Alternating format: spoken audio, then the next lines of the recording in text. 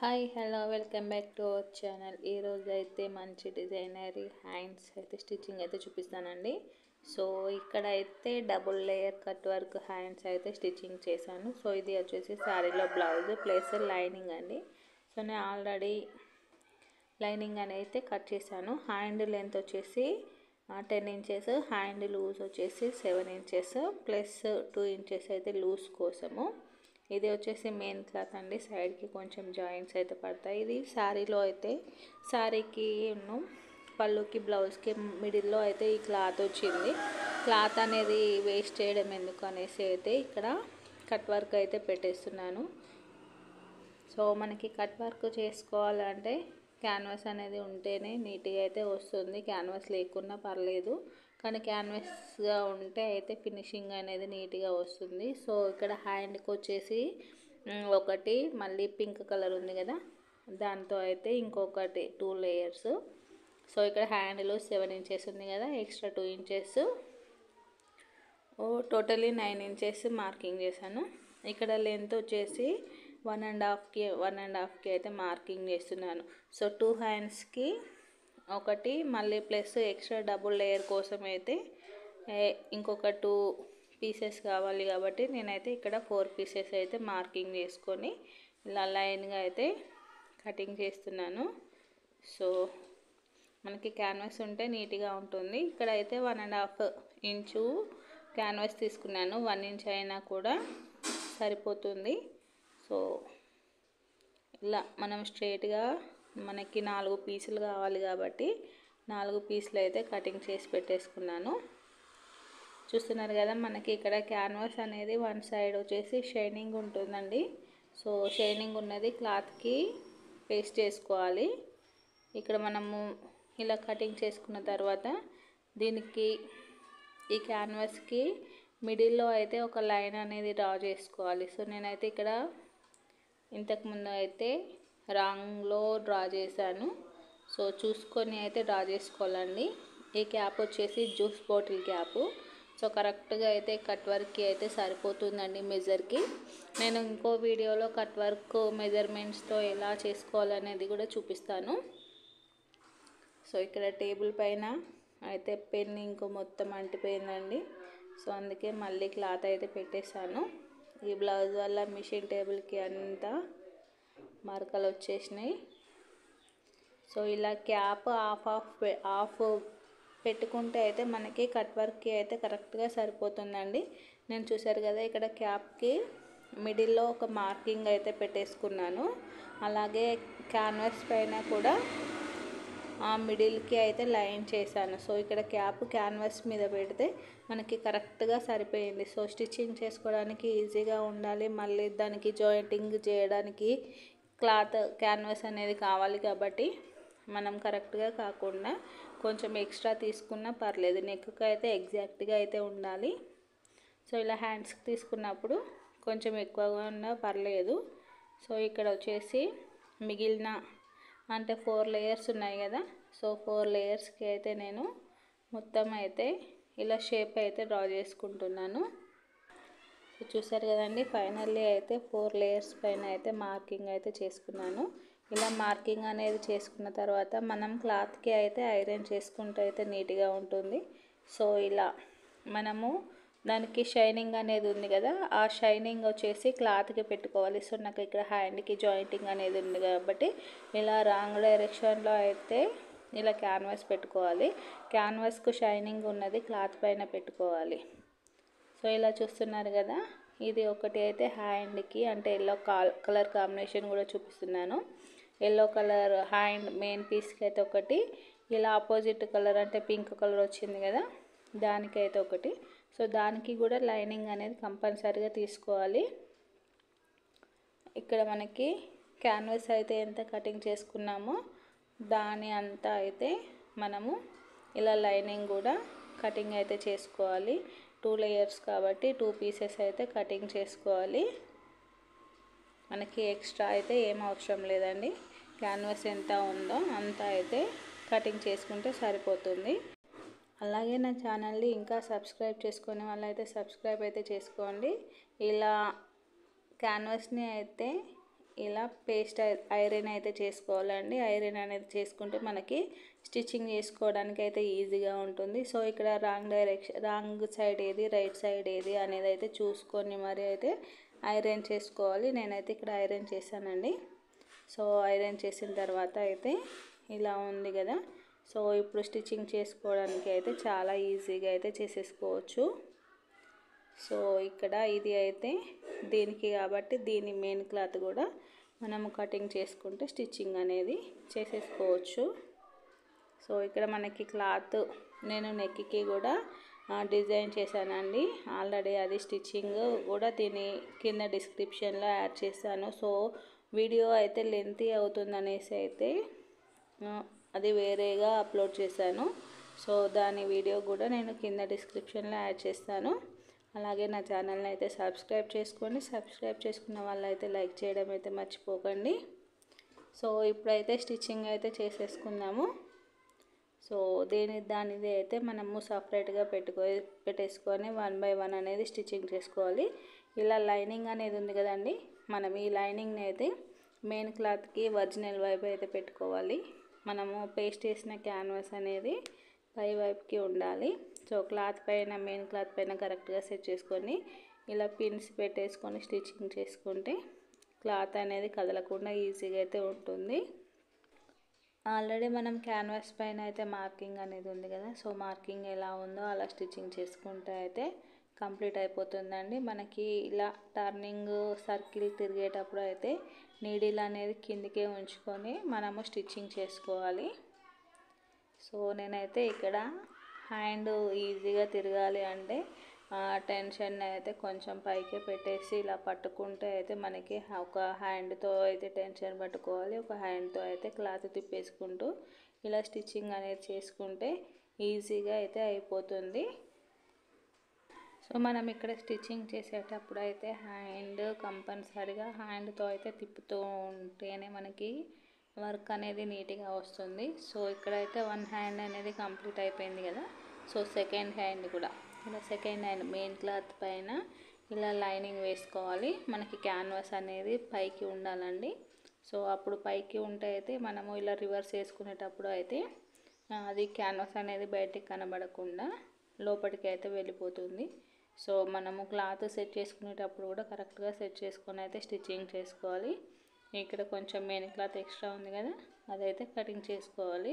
ఇప్పుడు అయితే మనము ఇలా కట్ వర్క్ అనేది ఉంది కదా, దానికి మిడిల్లో ఉన్న ఎక్స్ట్రా క్లాత్ అంటే మనం కుట్టిన స్టిచ్చింగ్ దారానికి అయితే దగ్గరికి లేకుండా కొంచెం దూరంగా ఉండేట్టు అయితే చూసుకుంటూ జాగ్రత్తగా కటింగ్ అయితే చేసుకోవాలి. ఇలా కటింగ్ అయితే అయిన తర్వాత ఇలా రివర్స్ అయితే చేసుకోవాలండి. సో రివర్స్ చేసేటప్పుడు ఫింగర్తో ఇలా కొంచెం ప్రెస్ చేసుకుంటే సరిపోతుంది. మరీ గట్టిగా అయితే ప్రెస్ చేసుకుంటే మనకి క్లాత్ కుట్టు అనేది పిగిలిపోయే ఛాన్స్ ఉంటుంది. కాబట్టి కొంచెం మెల్లిగా అయితే మొత్తము రివర్స్ చేసుకోవాలి. ఇలా ఎక్కడైనా కొంచెం ఉంటే మళ్ళీ ఒకసారి కరెక్ట్గా సెట్టింగ్ అయితే చేసుకుంటే సరిపోతుంది. సో ఇప్పుడు ఇలా సెట్ చేసుకున్న తర్వాత మళ్ళీ మనకి కట్ వర్క్ షేప్ ఎలా ఉందో అలా అయితే క్లాత్ అంతా ఫస్ట్ మొత్తం కరెక్ట్గా సెట్ చేసుకోవాలి. ఇలా సెట్ చేసుకున్న తర్వాత దీనిపై నుండి అయితే ఒక కుట్టు అనేది వేసుకోవాలండి. ఇక్కడ చిన్న వీడియో అయితే మిస్ అయిపోయింది. సో ఇప్పుడు కింద డబుల్ లేయర్ అని చెప్పాను కదండి. సో దానికి కూడా మనము ఇంకొకటి అయితే లేయర్ పైన అయితే కట్ వర్క్ క్యాన్వాస్ పేస్ట్ చేసుకున్నాం కదా. సో దానికి కూడా మనము షేప్ ఎలా ఉందో అలా అయితే కటింగ్ అనేది చేసుకోవాలి. సో ఇలా అయితే ఫైనల్ అయితే వస్తుందండి. సో ఇప్పుడు ముందైతే స్టిచ్చింగ్ చేసేసుకుందాము. సో ఇలా మనకి పింక్ కలర్ కూడా మెయిన్ క్లాత్ పైన అంటే ఒరిజినల్ వైపు మనం ఈ క్యాన్వాస్ అయితే పెట్టేసుకోవాలి. ఇలా పెట్టేసుకొని అయితే మనం షేప్ ఆల్రెడీ మార్కింగ్ చేసి ఉంది కదా. సో ఎలా మార్కింగ్ చేసుకున్నామో ఎగ్జాక్ట్గా అలా స్టిచ్చింగ్ చేసుకుంటే అయితే సరిపోతుంది. సో మనకి హ్యాండ్ మూమెంట్ అనేది కంపల్సరీ అండి. ఇక్కడ క్లాత్ స్టిచ్చింగ్ చేయడానికి ఇబ్బంది అనిపిస్తే పిన్స్ పెట్టుకున్నా కూడా సరిపోతుంది. సో పిన్స్ పెట్టుకుంటే మనకి క్లాత్ సపరేట్గా కాకుండా అయితే ఉంటుంది కదా.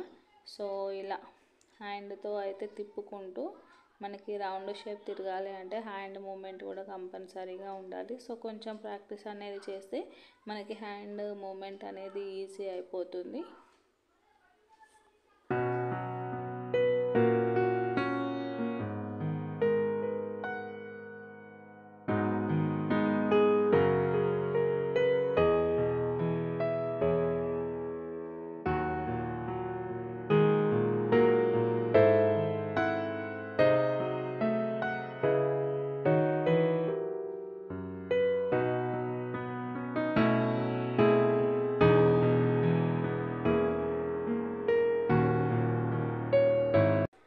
ఇక్కడ స్టిచ్చింగ్ అయితే ఇలా చేసేసుకున్న తర్వాత ఎక్స్ట్రా క్లాత్ అయితే జాగ్రత్తగా అయితే కటింగ్ అయితే చేసుకోవాలండి. సో మనకి ఎలా కంఫర్ట్గా ఉంటే అలా కటింగ్ చేసుకుంటే సరిపోతుంది. ఇక్కడ కింద రౌండ్ దగ్గర కూడా ఎక్స్ట్రాగా ఇలా మూల దగ్గర క్లాత్ ఎక్స్ట్రా ఏమి లేకుండా అయితే నీట్గా కట్ చేసుకుంటే మనము కట్ వర్క్ ఇలా రివర్స్ చేసేటప్పుడు అయితే ఈజీగా వస్తుంది. సో గట్టిగా అయితే ప్రెస్ చేయకుండా కొంచెం జాగ్రత్తగా అయితే రివర్స్ అయితే వేసుకోవాలి. సో చూస్తున్నారు కదా, ఇలా అయితే వచ్చేసింది. ఇలా వచ్చిన తర్వాత మళ్ళీ మన ఫింగర్తో అయితే కరెక్ట్గా సెట్ చేసుకోవాలి. ఇలా సెట్ చేసుకున్న తర్వాత మనకి కట్ వర్క్ షేప్ ఎలా ఉందో దానిపై నుండి అయితే ఇంకొక కుట్టు అనేది వేసుకోవాలి. ఇలా కుట్టు వేసుకున్న తర్వాత మనకి ఈ లేయర్ని అయితే మెయిన్ హ్యాండ్కి స్టిచ్చింగ్ చేసేటప్పుడు అయితే మనకి ఎడ్జెస్ అయితే కనబడుతూ ఉంటాయి కదా, కాళ్ళ కనబడకుండా ఉండాలి అంటే మనకి మెయిన్ క్లాత్ని కొంచెం లోపటి వైపుకి ఫోల్డ్ చేసి లైనింగ్ పైన నుండి కుట్టు పడేటట్లు అయితే స్టిచ్చింగ్ అయితే చేసుకోవాలి. ఇలా స్టిచ్చింగ్ చేసిన తర్వాత మనకి కట్ వర్క్ షేప్ ఎలా ఉందో అలా దానిపై నుండి అయితే ఇంకొక కుట్టు అనేది వేసుకుంటే మనకి పైన లేయర్ కానీ లేవకుండా అయితే ఉంటుంది. సో కుట్టు అనేది కంపల్సరీగా వేసుకోవాలి. సో డబుల్ కుట్టు అనేది అంటాం కదండి. సో ఇలా అయితే వచ్చింది. ఇప్పుడు దానిపై నుండి ఇంకొక కుట్టు అనేది వేసుకోవాలి. సో ఇలా అయితే వేసుకోవాలి. ఇది కూడా వేసి చూపిస్తానండి.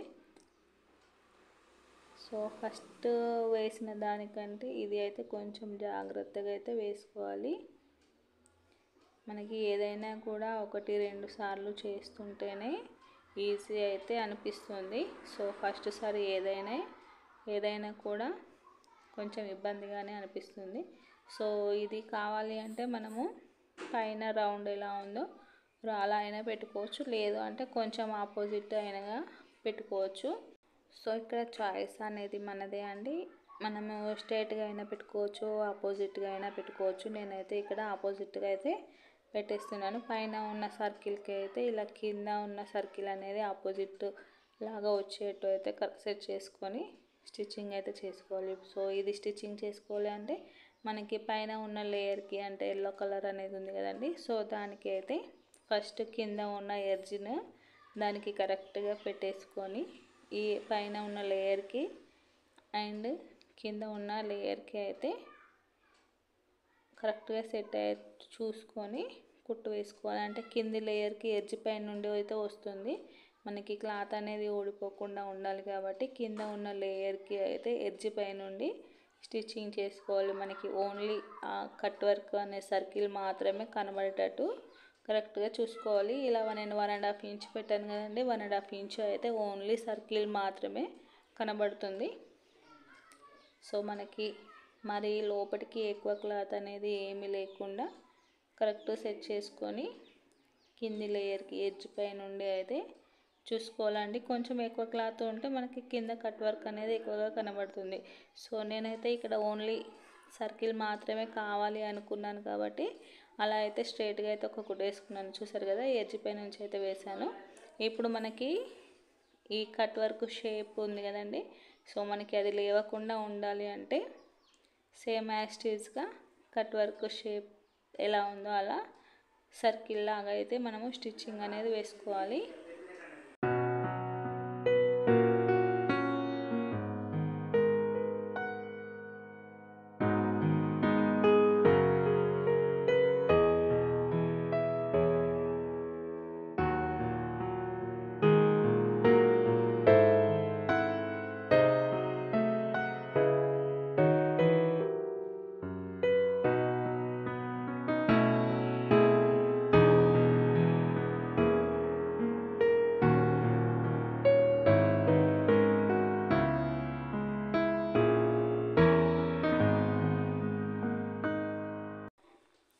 సో ఇలా జాయింటింగ్ అనేది చేసుకున్నాం కదండి.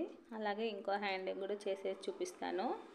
మనం ఇలా చేసుకుంటే మనకి పైన ఉన్న లేయర్ అనేది లేవకుండా ఉంటుంది. ఫైనల్లీ ఇక్కడైతే 2 హ్యాండ్స్ అయితే కంప్లీట్ అయిపోయాయండి. ఫినిషింగ్ అయితే ఇలా వస్తుంది. సో ఇక్కడ ప్లెయిన్గా కావాలంటే ప్లెయిన్గా అయినా ఉంచుకోవచ్చు, లేదు అంటే మనకి మొనాలిసా బీడ్స్ కానీ స్టోన్స్ కానీ ఏవైనా ఉంటాయి కదా, సో అక్కడ ఇంకా ఎక్స్ట్రా డెకరేషన్ కావాలి అంటే అయితే ఇలా కూడా చేసేసుకోవచ్చు. సో ఇక్కడైతే కనబడట్లేదు. సో ఇక్కడ ఇలా మనకి మ్యాచింగ్ కానీ ఏదైనా ఇలా బీడ్స్ కానీ ఏవైనా ఉంటాయి కదండి, వాటితో ఇంకొంచెం ఎక్కువ గ్రాండ్ లుక్ వచ్చేట్టు కూడా చేసుకోవచ్చు అండి. సో ఫైనల్లీ అయితే హ్యాండ్ స్టిచ్చింగ్ అనేది కంప్లీట్ అయిపోయింది. సో ఇలా చేసుకున్నా కూడా నీట్గా కనబడుతుంది. ఇలా అయితే కొంచెం సింపుల్గా ఉందండి. మనం గ్రాండ్ లుక్ కావాలంటే కూడా చేసేసుకోవచ్చు. సో ఫైనల్లీ అయితే హ్యాండ్ స్టిచ్చింగ్ అనేది కంప్లీట్ అయిపోయింది కదా. వీడియో ఎలా ఉందో కామెంట్ అయితే చేయండి. అలాగే నా వీడియో కనుక మీకు నచ్చినట్లయితే please like, share and subscribe. Thank you.